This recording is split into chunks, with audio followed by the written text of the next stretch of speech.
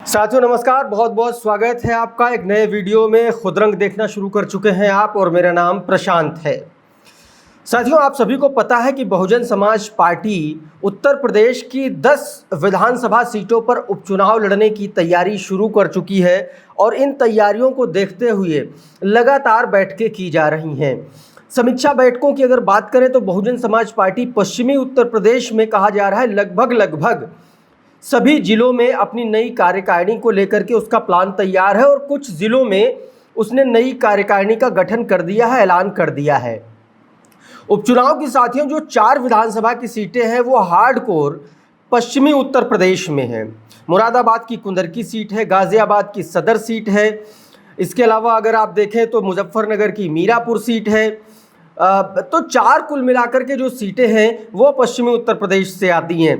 दूसरी तरफ साथियों हरियाणा में आप सभी को पता है कि बहुजन समाज पार्टी ने इंडियन नेशनल लोकदल यानी कि ओम प्रकाश चौटाला की जो पार्टी है जिसके प्रधान महासचिव अभय चौटाला हैं उनके साथ गठबंधन किया है। और आज 3 अगस्त है, कल से बहुजन समाज पार्टी और इंडियन नेशनल लोकदल की साथियों मीटिंग्स, उनकी संयुक्त रैलियां शुरू हो जाएंगी। खबर दरअसल यही है, हरियाणा में जिस तरीके से आकाश आनंद और इंडियन नेशनल लोकदल ने अपनी रणनीति बनाई है, कहा जा रहा है भारतीय जनता पार्टी और कांग्रेस पार्टी के जो स्थानीय नेता हैं, जो प्रदेश स्तर के जो पदाधिकारी हैं, उनकी साथियों नींदें उड़ी हुई हैं।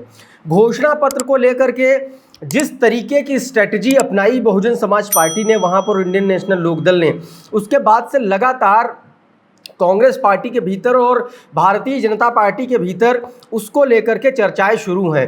साथियों मैं आपको बता दूं कि कल जगाधरी में आकाश आनंद और अभय चौटाला की एक संयुक्त रैली है और इस रैली को लेकर के बहुत ज़बरदस्त तरीके से बहुजन समाज पार्टी ने प्लान तैयार किया है।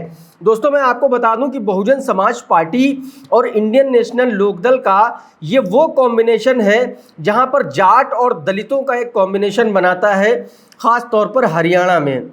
और आपको याद होगा कि पिछले दिनों किस तरीके से अभय चौटाला ने जयंत चौधरी से मुलाकात करके भारतीय जनता पार्टी को एक मैसेज देने की कोशिश की थी। और बीजेपी के लिए खतरे की घंटी इसलिए भी है साथियों क्योंकि तमाम सारे, चाहे वो किसान प्रोटेस्ट की बात कर लें, चाहे वो खिलाड़ियों के मेडल वापसी की बात कर लें, चाहे वो भारतीय जनता पार्टी के सांसद पर लगे यौन शोषण के आरोपों की बात कर लें, बहुत सारे इस तरीके के घटनाक्रम हुए जिससे भारतीय जनता पार्टी पहले से ही असहज थी। उसने मुख्यमंत्री भी अपना बदल दिया, मनोहर लाल खट्टर को हटा करके नायब सिंह सैनी को उसने मुख्यमंत्री बना दिया।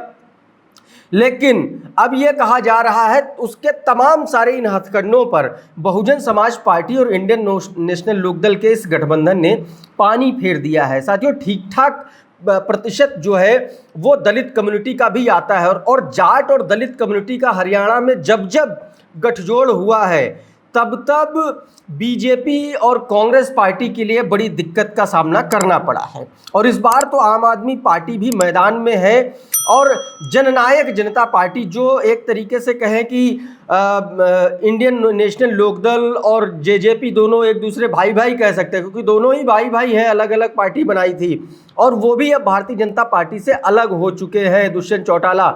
और दुष्यंत चौटाला किसी दौर में साथियों सहयोगी थे, उप मुख्यमंत्री बनाए गए थे हरियाणा की सरकार में, लेकिन अब वो अलग हैं। तो ये बड़ी, एक तो करेला है ऊपर से नीम चढ़ा है। और कल की जो रैली है आकाश आनंद की, उसमें ये कहा जा रहा है कि सीधे तौर पर भारतीय जनता पार्टी की सरकार द्वारा जो किसानों का और जो खिलाड़ियों का जिस तरीके से प्रताड़ित किया गया, जिस तरीके से उनके खिलाफ काम किए गए हैं, उनको गिनाने का काम किया जाएगा।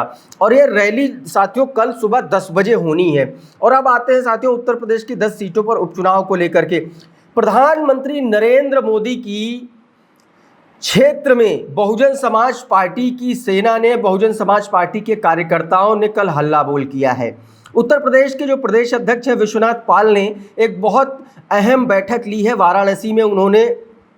और वाराणसी की बैठक इसलिए भी बहुत मजबूत है क्योंकि वहाँ पर बहुजन समाज पार्टी के जब कैंडिडेट लोकसभा में चुनाव लड़ रहे थे तो ये कहा जा रहा था कि बहुजन समाज पार्टी कई बार टिकट बदल रही है। और उसके पीछे दोस्तों कारण ये समझ में आया कि जो स्थानीय जो वहाँ की जो जिला कार्यकारिणी है उसको लेकर के तमाम सारे सवाल उठ रहे थे कि उसने लोकसभा चुनावों में सही से काम नहीं किया।